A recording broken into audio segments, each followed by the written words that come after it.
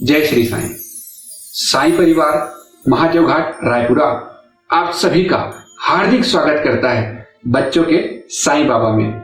यहाँ मैं बाबा से जुड़ी छोटी छोटी कहानियां सिंपल तरीके से व्हाइट बोर्ड एनिमेशन के जरिए आप लोगों के लिए लेकर आऊंगा। पिछली वीडियो में मैंने आप लोगों को बताया था कि किस प्रकार बाबा का आगमन तरखट जी के घर बांद्रा में हुआ था। अगर आप लोगों ने पिछला वीडियो नहीं देखा हो तो कृपया इस आई बटन पर क्लिक करके पिछला वीडियो देख लीजिए। आज मैं आप लोगों को बताऊंगा कि किस प्रकार बाबा रोज तरखट जी के घर बांद्रा खाना खाने के लिए आया करते थे। चलिए शुरू करते हैं। जैसा कि मैंने आप लोगों को बताया था कि ज्योतिन्द्र तरखट जी रोज सुबह 5 बजे उठकर बाबा की पूजा करते थे। साथ ही साथ बाबा को चंदन लगाते थे और मिश्री का नैवेद्य बाबा को अर्पित करते थे। फिर दोपहर में लंच के समय पूरी की पूरी तरखट फैमिली उस मिश्री के नैवेद्य को ग्रहण करके लंच किया करती थी। ये सीक्वेंस रोज चलने लगा। बाबा की उस फोटो को पूरी तरखट फैमिली ने फैमिली मेंबर की तरह ही ट्रीट करना शुरू कर दिया। घर में खाने का कोई भी सामान बनता सबसे पहले बाबा को अर्पित किया जाता और वहां शिरडी में बैठे बैठे बाबा को सब कुछ मालूम होता था। कुछ दिनों बाद मिसिस तरखट को मन हुआ कि वे शिरडी जाकर बाबा के दर्शन करें, पर उन दिनों बाबा साहेब तरखट जी अपने काम के सिलसिले में बहुत बिजी चल रहे थे। इसलिए उन्होंने ज्योतिन्द्र तरखट जी से कहा कि वे अपनी मां के साथ शिरडी जाए और बाबा के दर्शन करें, पर ज्योतिन्द्र तरखट जी ने शिरडी जाने से मना कर दिया।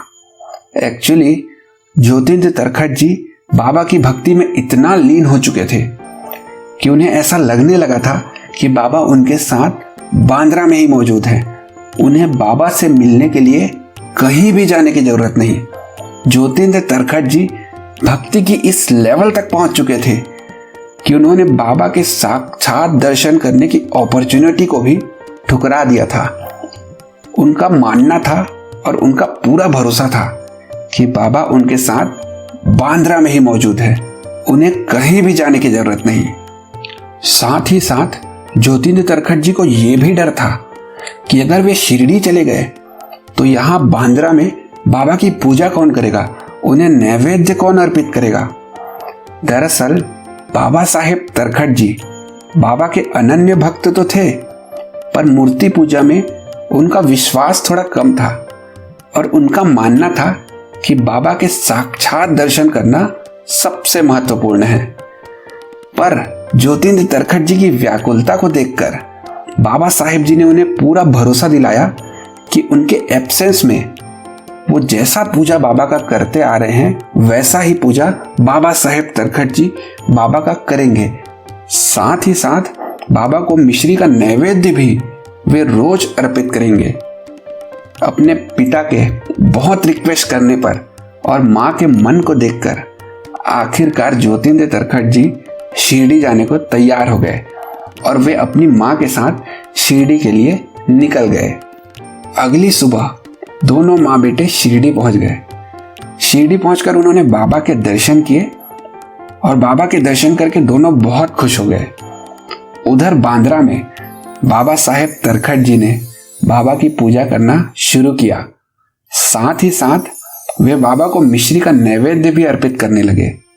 2 दिनों तक तो सब कुछ ठीक चला, पर तीसरे दिन जब वे दोनों माँ बेटे बाबा के दर्शन करने मध्याह्न आरती के बाद द्वारिका माई गए, तब बाबा ने उनसे कहा, आई रोज की तरह आज फिर मैं बांद्रा गया था खाना खाने के लिए, पर घर का दरवाजा बंद था और मालिक घर पे नहीं थे, पर फिर भी मैं अपनी मर्जी से अंदर चले गया।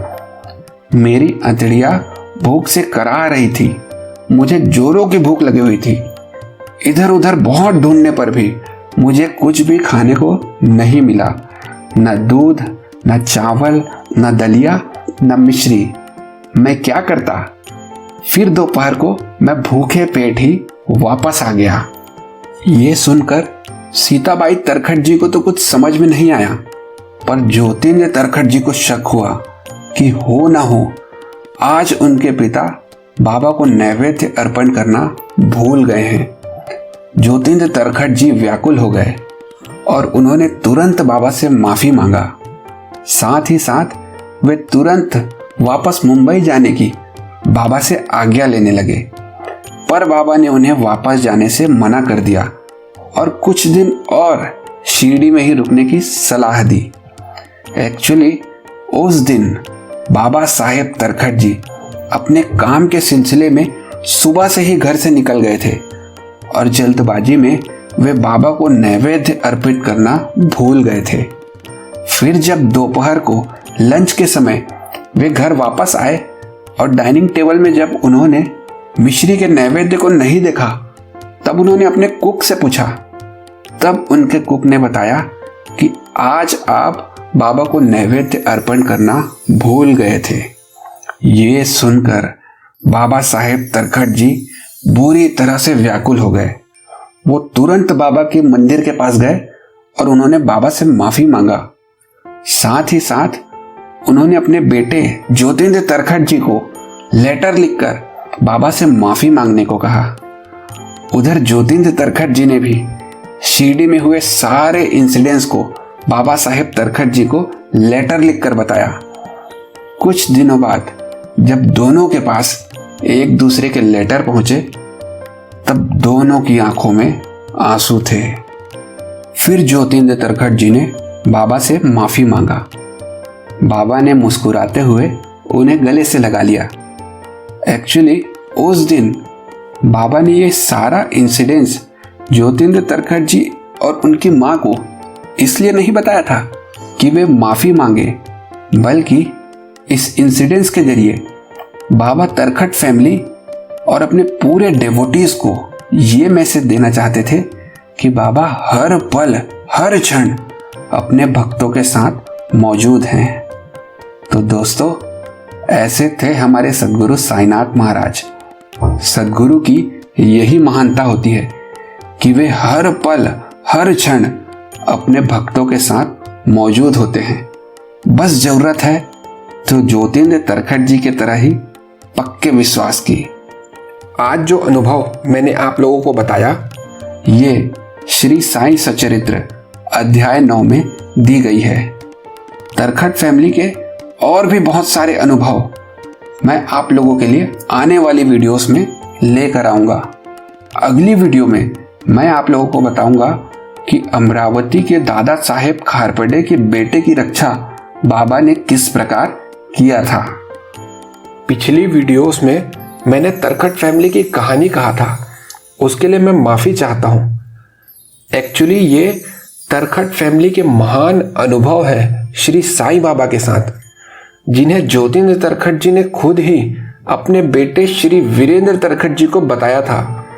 और इन पूरे अनुभवों को इकट्ठा करके बहुत ही अच्छे ढंग से श्री वीरेंद्र तरखट जी ने life experiences of the Tarkhat family with Shri Sai Baba of Shirdi नाम की बुक में लिखा हुआ है। मैं तरखट फैमिली के पूरे अनुभवों को उसी बुक से आप लोगों के लिए लेकर आता हूं। कृपया इस बुक को एक बार जरूर पढ़ें। इस महान बुक में बाबा की अद्भुत लीलाओं का वर्णन है। बाबा की ऐसी अनेक कहानियां सुनने के लिए हमें फॉलो करें, सब्सक्राइब करें और कमेंट करके जरूर बताएं कि वीडियो कैसा लगा। चलिए अगली बार मिलते हैं साईं बाबा की नई कहानियों के साथ, साईं बाबा के साथ। जय श्री साईं।